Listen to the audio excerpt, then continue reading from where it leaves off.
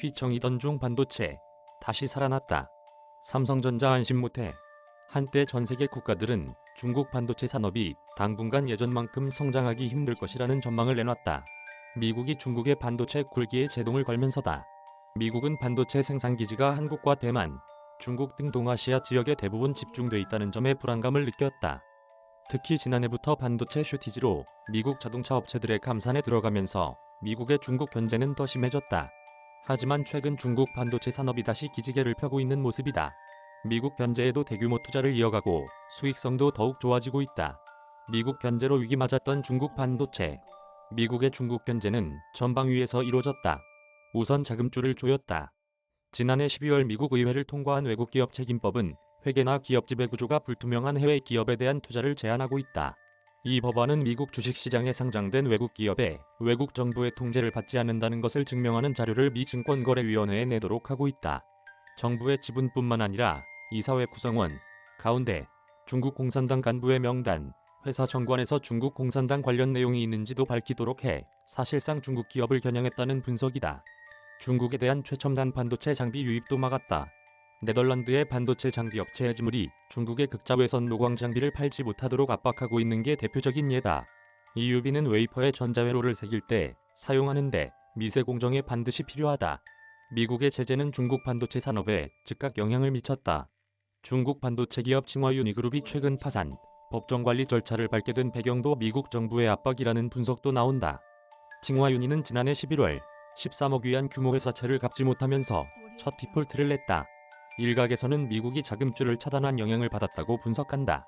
반도체 업계 관계자는 전 세계 투자자들이 자신의 투자 금액이 중국으로 흘러들어갈 경우 미국 정부와의 관계 악화를 우려하고 있다며 칭화유니가 회사채 상환을 못한 것도 이 같은 이유로 투자금을 모으지 못했기 때문일 수도 있다고 말했다.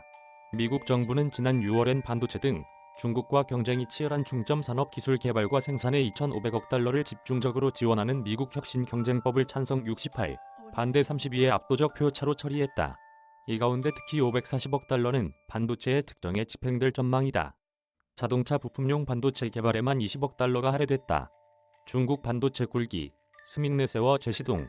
하지만 중국도 미국의 견제를 앉아서 당하고만 있는 것은 아니다. 중국 최대 파운드리 업체인 스믹은 상하이에 투자해 규모 10조 원 이상인 반도체 공장을 신설하기로 했다. 3일 중국 매체 펑파이는 스믹과 상하이 자유무역실험 린강관리위원회와 협정을 맺고 린강의 합자회사를 설립하기로 했다고 보도했다.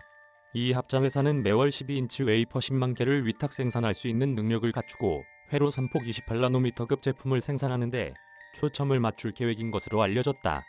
전문가들은 미국의 압박에도 중국이 굴하지 않고 계속해서 반도체 자금률을 끌어올리기 위한 노력을 지속하고 있는 것으로 본다. 중국 정부는 반도체 산업의 투자 규모를 공식적으로 밝히지 않고 있지만 세제 지원이나 보조금 등을 통해 적극적으로 반도체 육성, 투자 정책을 유지하고 있는 것으로 알려졌다. 미국 제재에도 스믹의 실적은 급성장하고 있다. 스믹의 2분기 당기순이익이 400% 가까이 급증했을 정도다. 중국 증권보 등 현지 매체에 따르면 스믹의 2분기 매출액은 13억 4,400만 달러로 전년 대비 43.2% 증가했다. 당기순이익은 6억 8,800만 달러로 전년 대비 398.5% 뛰었다. 홍콩 증시에 상장된 스믹의 주가도 7월 말 21 홍콩달러에서 9월 3일 24.050 홍콩달러까지 올랐다. 차량용 반도체 부족, 스믹 입지 더 넓힐 듯.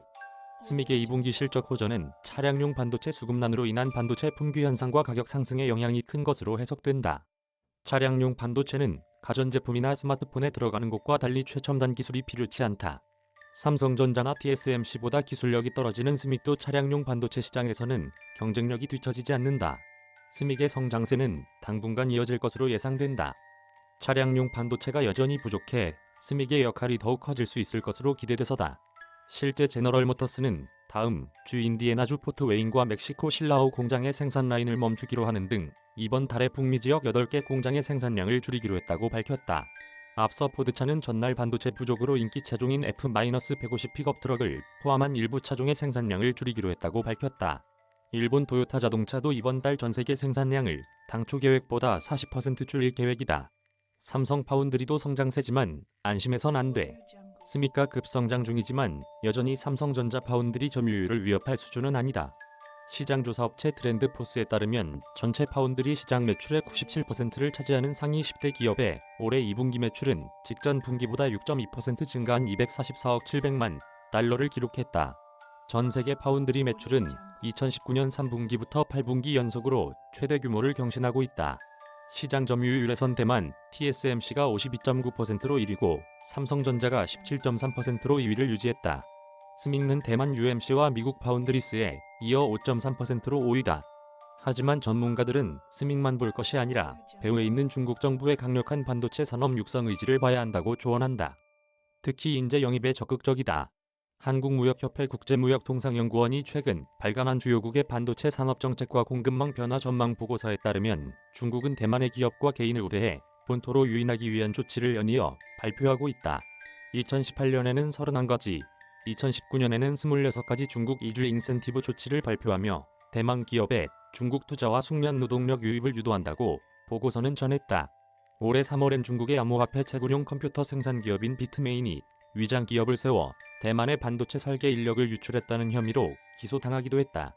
한 업계 관계자는 중국 반도체 기업들이 미국 견제로 최첨단 반도체 장비는 당분간 들이지 못하지만 헤드헌팅 업체를 통해 삼성전자나 SK하이닉스 반도체 엔지니어에게 고액 연봉을 제시하며 영입을 시도하는 경우가 종종 있다고 전했다.